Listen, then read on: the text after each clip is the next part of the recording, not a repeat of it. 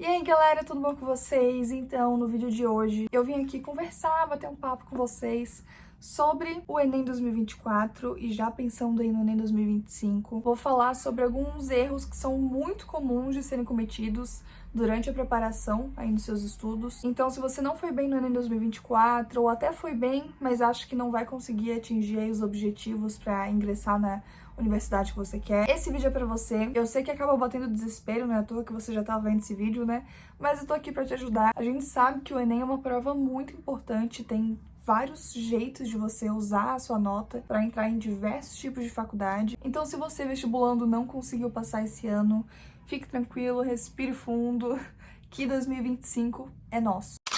Se você ainda não me conhece, meu nome é Stephanie, eu sou vestibulanda de medicina. Eu faço um cursinho presencial aqui na minha cidade e uso outros cursos online para incrementar ainda os meus estudos. Eu já faço o Enem desde o meu segundo ano do ensino médio, então o de 2024 foi o meu quarto Enem, então eu conheço bastante essa prova e no ano passado eu foquei bastante nela. E vamos conversar sobre os 5 maiores erros assim que eu acho que são cometidos durante a preparação pro Enem. Existem vários métodos de estudos, né? Varia muito de pessoa para pessoa, porque as rotinas são diferentes, as próprias pessoas são diferentes. Só que eu acho assim que esses erros são muito comuns em diversos tipos de estudos. Então vamos falar sobre eles. Primeiro é não criar uma estratégia de prova. Porque o Enem, gente, assim como qualquer outra prova de vestibular e tal, claro que o conteúdo é muito importante.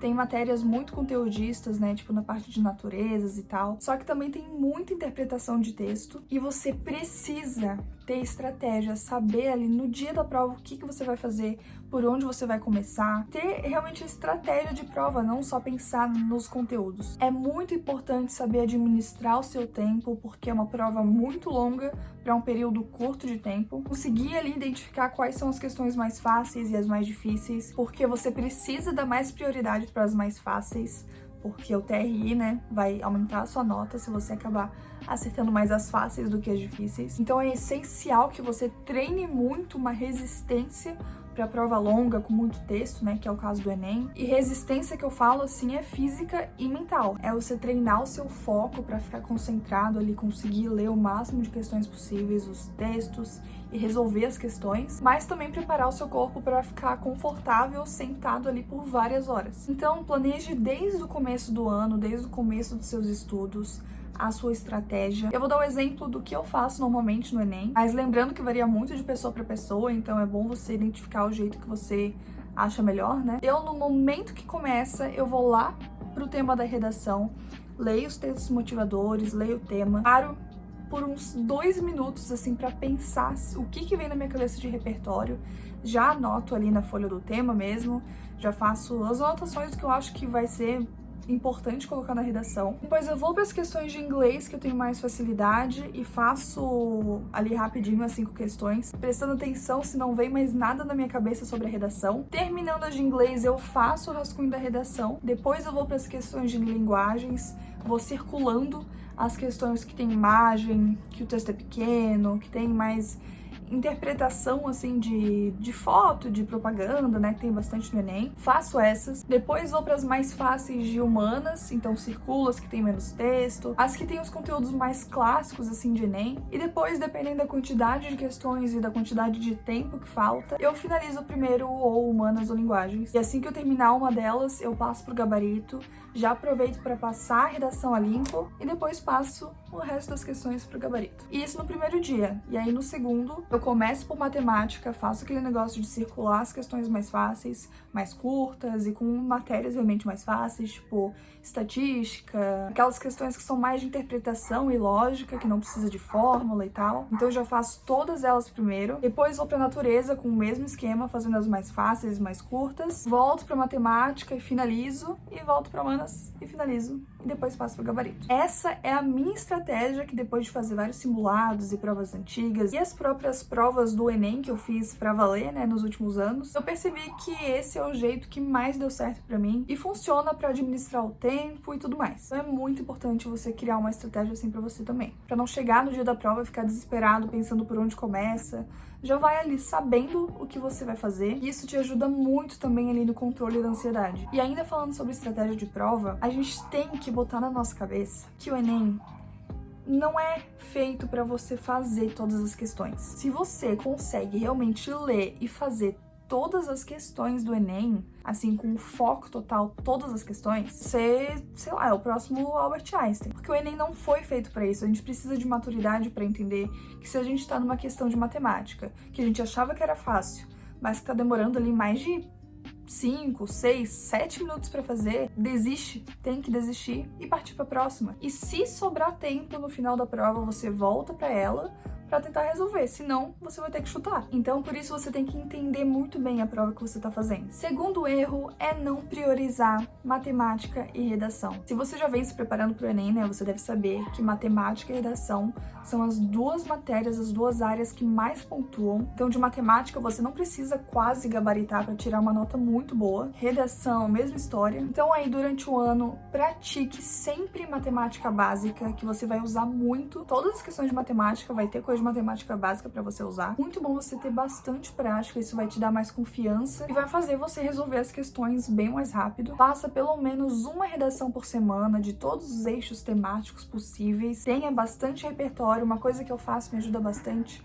é ter um caderninho ou uma página no tablet que eu uso para os estudos só de repertório. Então eu divido em tópicos tipo saúde, educação, meio ambiente, e anoto ali todos os repertórios possíveis. E sempre quando eu vou praticar, fazer uma redação, eu dou uma lida, né? E depois de um tempo acaba sendo automático. Você acaba decorando os dados, as citações de filósofo, filme, série, livros sobre os temas. Pratique bastante redação e evite usar aqueles modelos muito prontos, porque às vezes, dependendo do tema, não vai se encaixar muito bem e aí vai bater o desespero.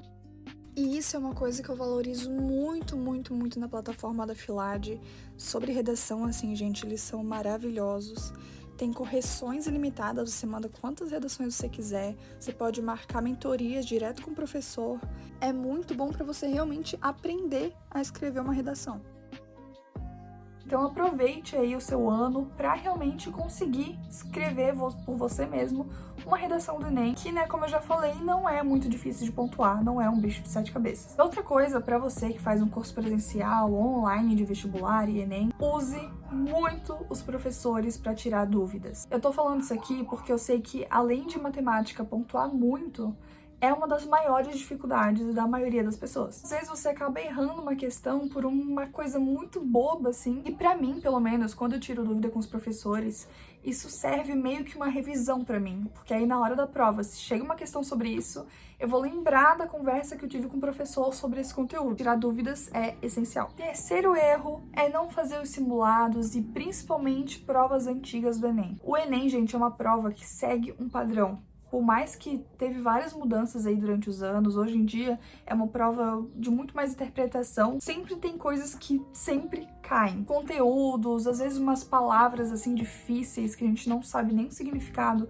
já caiu várias vezes em outras provas. E o jeito de cobrar cada matéria é típico do Enem. Faça muitos simulados, muitas provas antigas do Enem normal, do PPL, Libras, tudo. Encontre os padrões de palavras que se repetem, dos conteúdos que se repetem. Às vezes eles perguntam exatamente a mesma coisa, só que de um jeito diferente, ou eles usam o mesmo modelo de pergunta para perguntar sobre outra coisa. Então, a partir do momento que você fica acostumado com o jeito que a prova é, com o jeito que os conteúdos são cobrados, fica bem mais simples. Tente, no mínimo, fazer um simulado, uma prova a cada 15 dias, mas seria assim, ó, maravilhoso se você conseguisse toda semana. E quando for fazer, realmente simular o dia de prova. Fazer num ambiente silencioso, ali certinho, né, com uma mesa, uma cadeira, você usar as canetas que você usaria no dia. Eu simulo, gente, tudo. Eu tiro o rótulo da garrafa de água, coloco a roupa confortável que eu usaria no dia, tudo assim pra quando chegar no dia você tá confortável, não ser tão diferente do que você já estava acostumado a fazer. E o mais importante dos simulados e das provas antigas, eu acho que é a correção E é o que muita gente erra, inclusive eu errei por muito tempo, que eu deixava meio de lado. Eu corrigia, é claro, né, ali as questões, só que eu acabava não focando ali nas questões que eu errei. Mas você precisa prestar muita atenção nisso. É muito interessante anotar os conteúdos, tipo, é uma questão de Era Vargas, anoto ali pra estudar, Era Vargas. Então você vai fazendo uma revisão conforme o que você errou nos simulados e nas provas. E uma coisa que eu comecei a fazer também é sempre anotar o porquê você errou. Se foi por falta de atenção, você esqueceu ali alguma coisa, anota, falta de atenção. Se foi pelo conteúdo que te faltou ali na hora, anota. Falta de conteúdo, de teoria. É muito bom anotar porque às vezes é um erro bobo, só que acaba se repetindo várias vezes. E aí já engato com o quarto erro, que é não revisar os conteúdos. Revisar, gente, é muito importante durante o ano todo. Eu sei que a gente dá mais prioridade ali pro final do ano, quando tá chegando a prova, né?